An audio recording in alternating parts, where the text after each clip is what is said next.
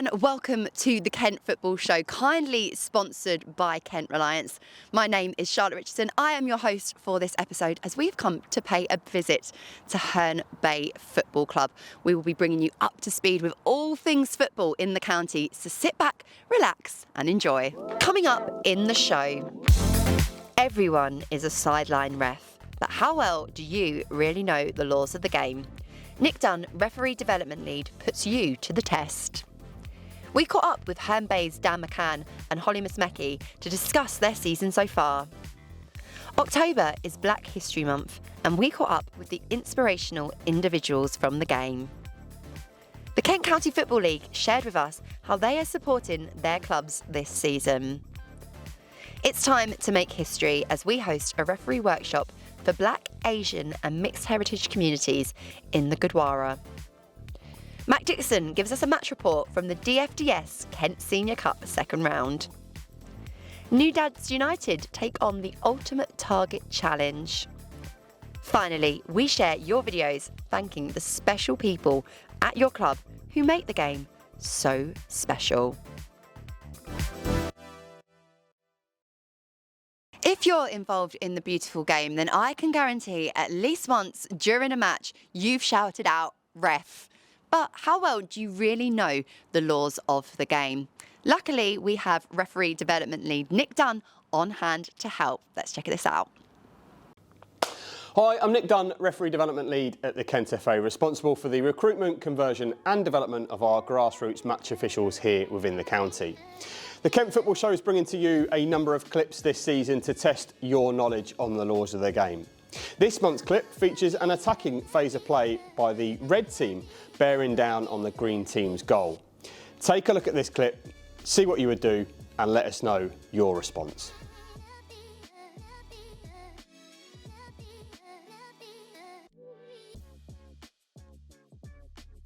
So, here are some considerations for you to think about. Would you A, allow the game to continue, i.e. no foul has been committed? B, stop the game and award an attacking free kick to the red team? C, stop the game, award an attacking free kick to the red team and caution the goalkeeper? Or D, stop the game, award an attacking free kick to the red team and dismiss, i.e. send off the goalkeeper? Be sure to pop your answers in the comments section below, as later on in the episode we will be hearing from Nick and finding out the all-important answers.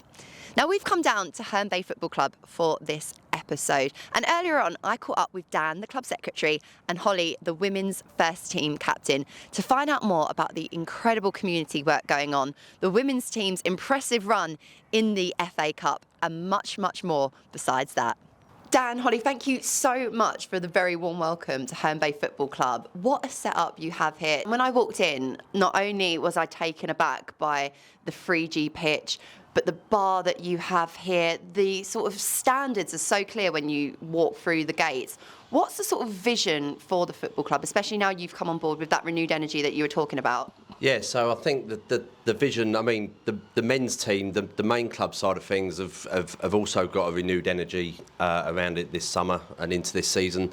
And yeah, they've brought a huge vision, and so have we as a women's team as well. So we brought in the dev team this summer and the first team, and we've just tried to get so much more of a big emphasis around what we're trying to do and achieve. We've got a bold vision. We want to inspire, delight, compete. We want to unite girls' football across the area. We're engaged with local grassroots clubs, developing pathways into our club.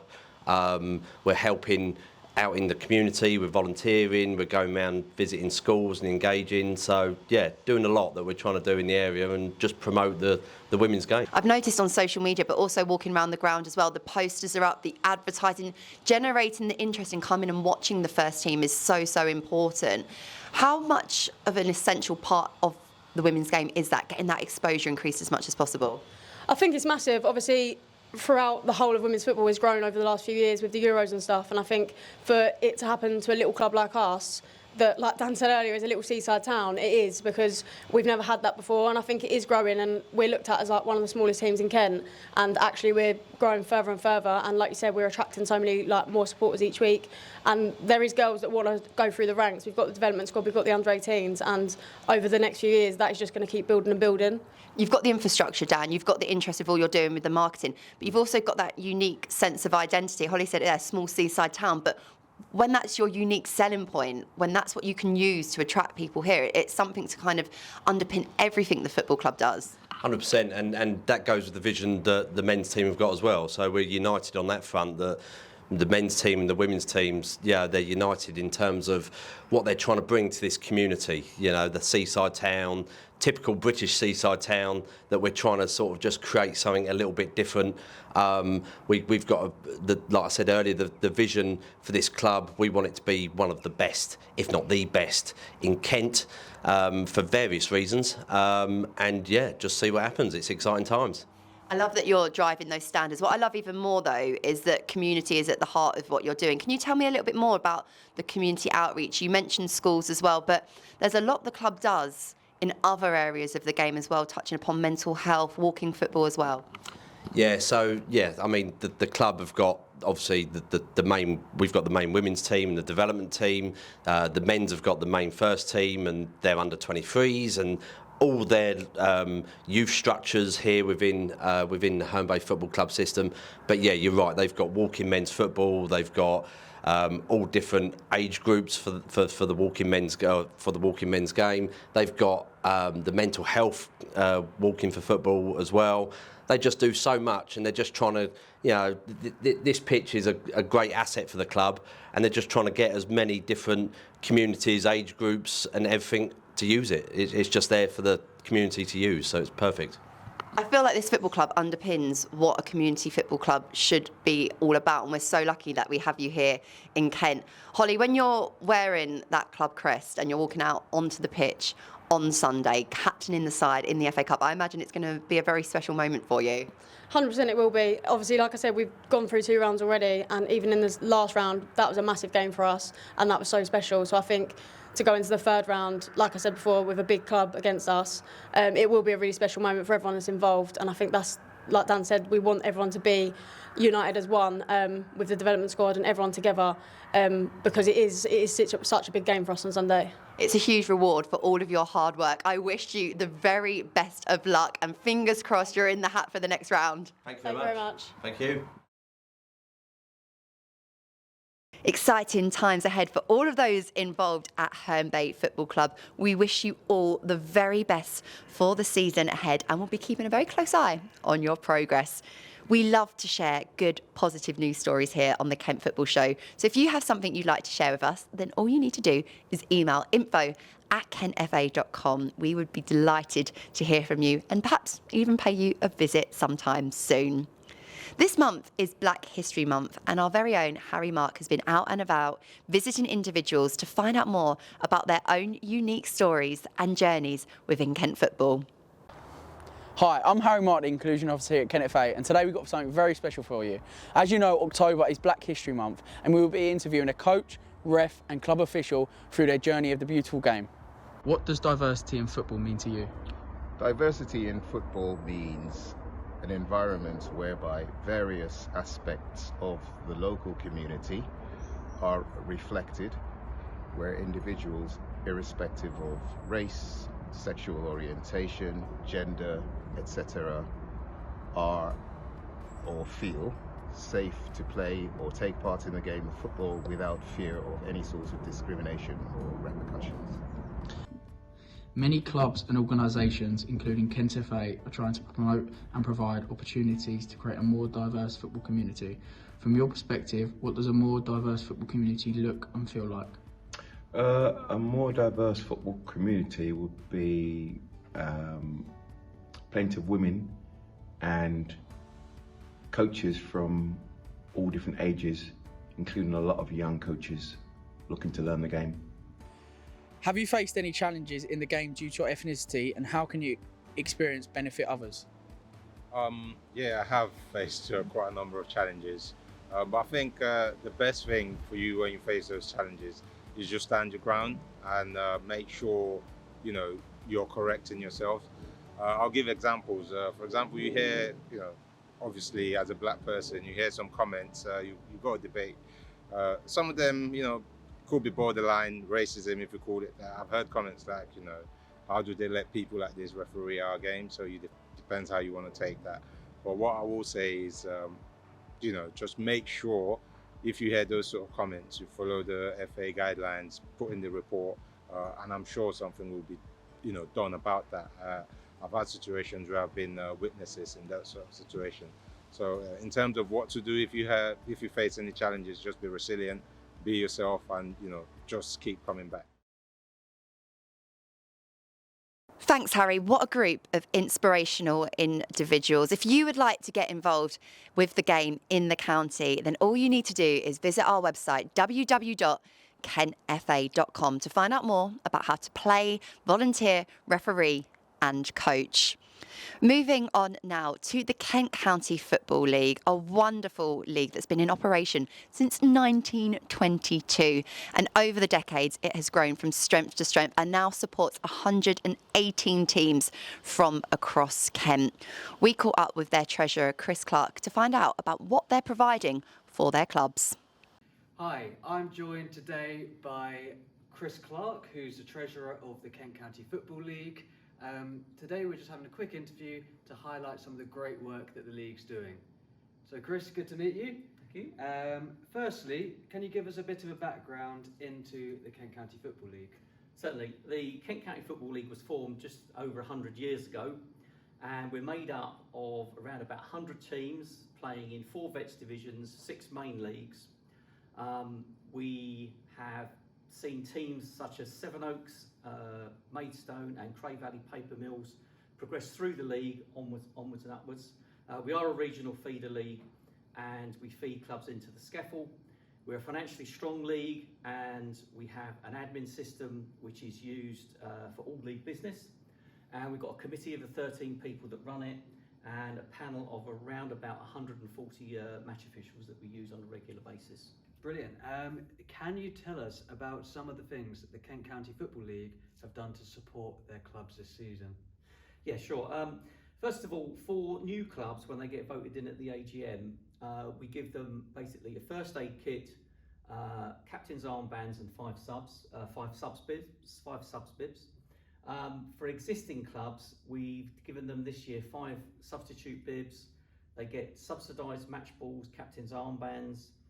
Every 5 years they get a free first aid replacement kit.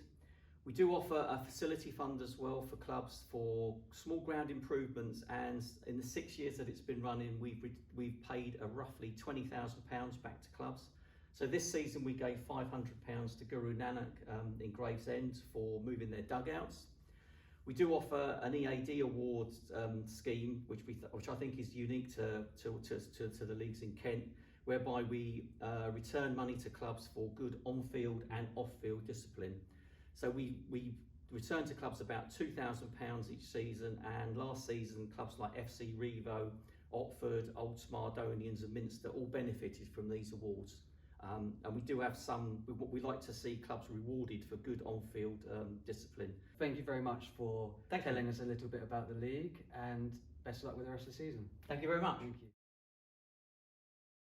Thank you, Harry. It is wonderful to see such a progressive league continuing to put so much hard work into supporting their clubs so they can continue to thrive. Keep up the good work and we'll be checking in again later this season. Moving on now, earlier in the month, the Kent FA made history by hosting a referee development course within a place of worship. We headed to the Gravesend Gurdwara to host the course specifically to empower those from Black, Asian and mixed heritage communities. We had a great time. Let's take a look. Hi, my name is Raj. I'm the FA Refereeing EDI Delivery Manager. We're here at Gravesend Gurdwara delivering a referee course under the Reflective and Representative campaign.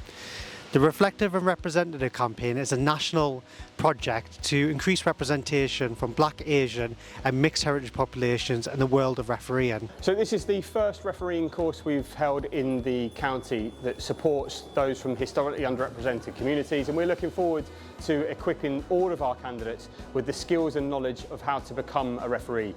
The next couple of days will focus on the laws of the game, but most importantly how we apply those on match day. Well, we are making history today. This is the first time ever we've had a referee course at a place of worship. As a Sikh in the local community here and a FA referee developer, it's an absolute honour, pleasure, privilege to be teaching the new referees here that have taken up FA bursaries on the new reflective representation campaign and start their journey on their referee courses. I chose this course because there's not many Black, Asian or mixed referees, so I want to show people that of our colour that it's okay and do not be scared to pick up the whistle, and I'm also here to gain my qualification. So I think this course is really important in this current setting. It was set in the grounds of the Gravesend Sikh Temple, and it encourages people of ethnic minorities to get into football, to get into refereeing, to be positive role models.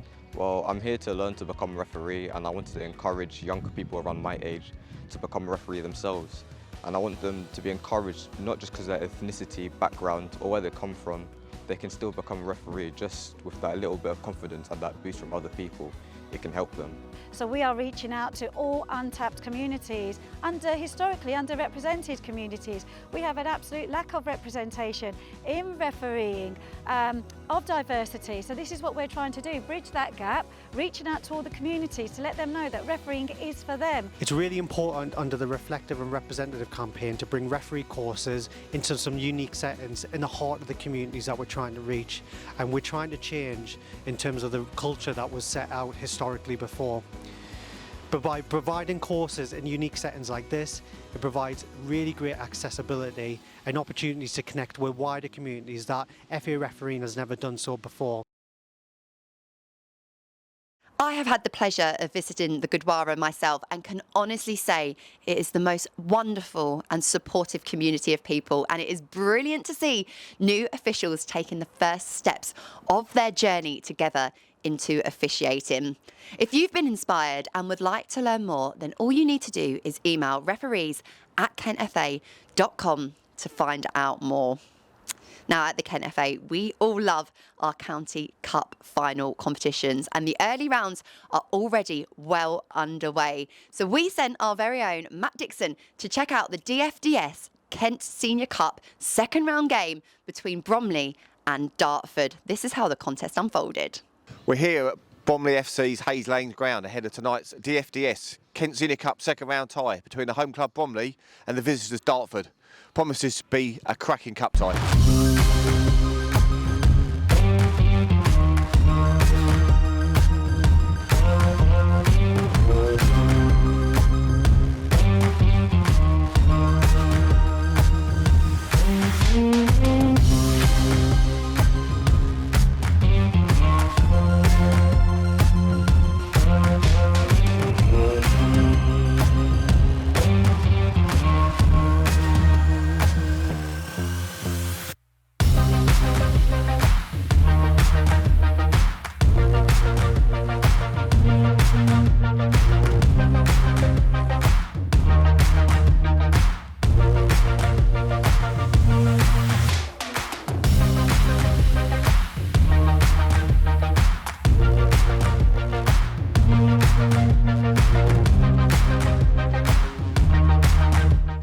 Half-time here at Hayes Lane in this DFDS Kent Senior Cup second round tie.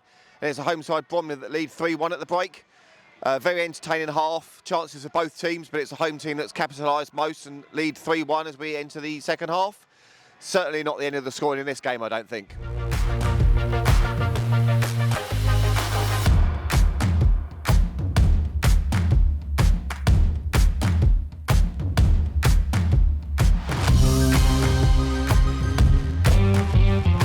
Full-time here at Hayes Lane, and the commentators curse struck, and having said at half-time there'll be goals in the second half, there were precisely none.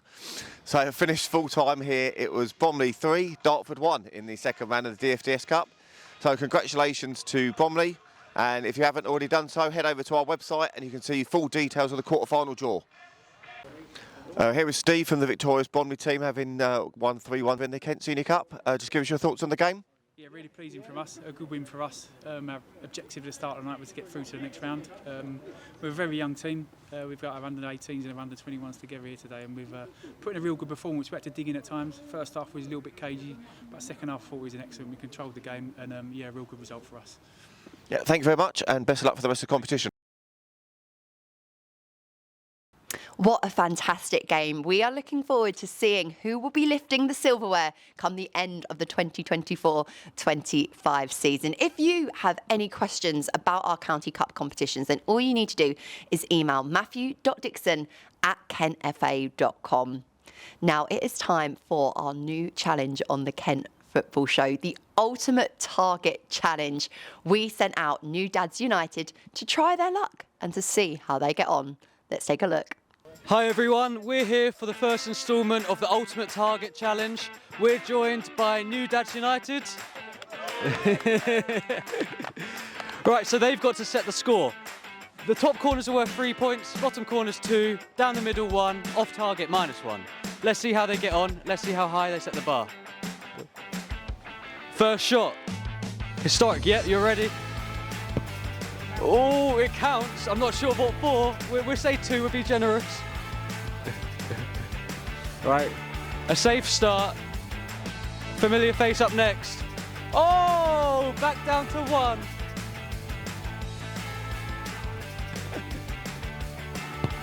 Yeah, that's another 2. Back up to 3.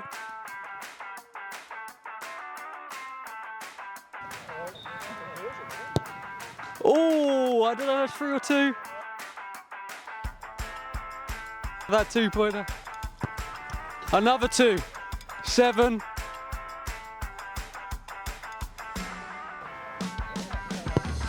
Another 2. 9. Steady.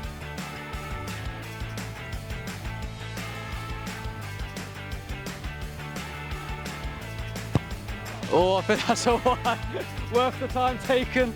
That's up to 10.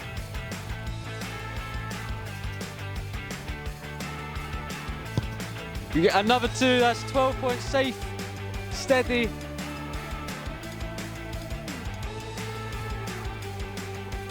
Oh, there we go.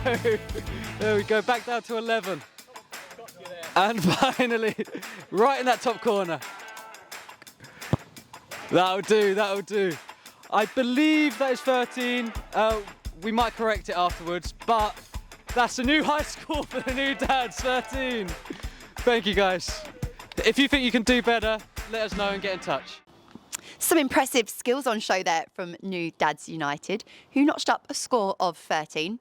Good stuff, but if you think that you can beat it, then get in contact with us by emailing info@kentfa.com.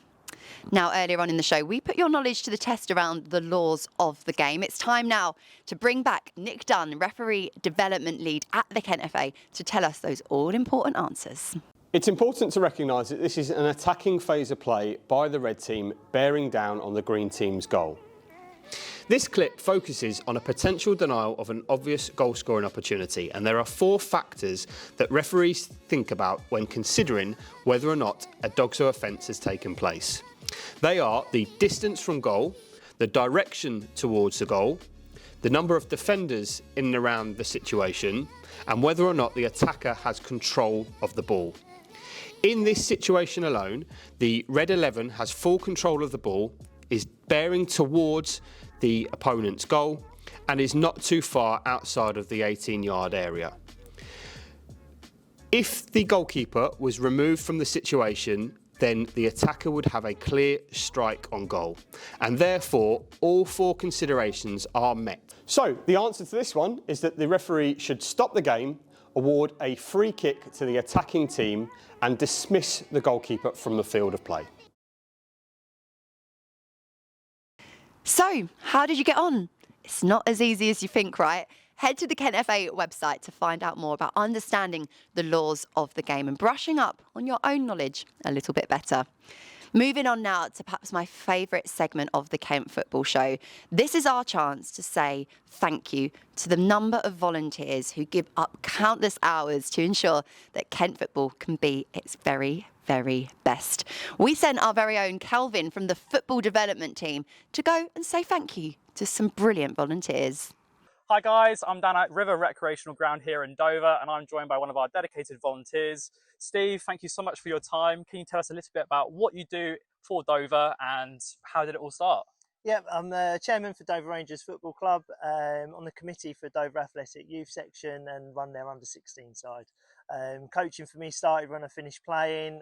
Chris Greenfield, a friend of mine, got me into coaching, said come along to an under-9 session at the time and never looked back since. Fantastic. So in terms of what maybe is a key moment within your volunteering journey, have you got any at all? I think just our committee growing the club to where it is at the moment from sort of 6-7 teams to around 24 has been a highlight, and running both my son's sides, winning some competitions and winning the Kent Youth League last year. Well, look, it sounds like Dover are so lucky to have you and for us as well. So us as at Kent FA, we just want to say a huge thank you for all the hard work you do. Thank you very much. I absolutely love that segment. It is so important that we go out there and say a massive thank you to each and every one of you who gives up your time to ensure that our game in the county continues to flourish. And you never know, we could well be turning up at your football club to say thank you very soon. That is just about all we have time for on this episode of the Kent Football Show. A massive thank you to Herne Bay Football Club for hosting us. We cannot wait to see your success continue to shine as the season progresses. Make sure that you like and subscribe to the channel so that you are the first to know when our latest episodes drop, because next time we will be bringing you a match report from our women's rep team, updates from our challenges and all things football in the county, and you will not want to miss it. Finally, thank you to Kent Reliance for sponsoring the show and to you at home for watching. Until next time, goodbye.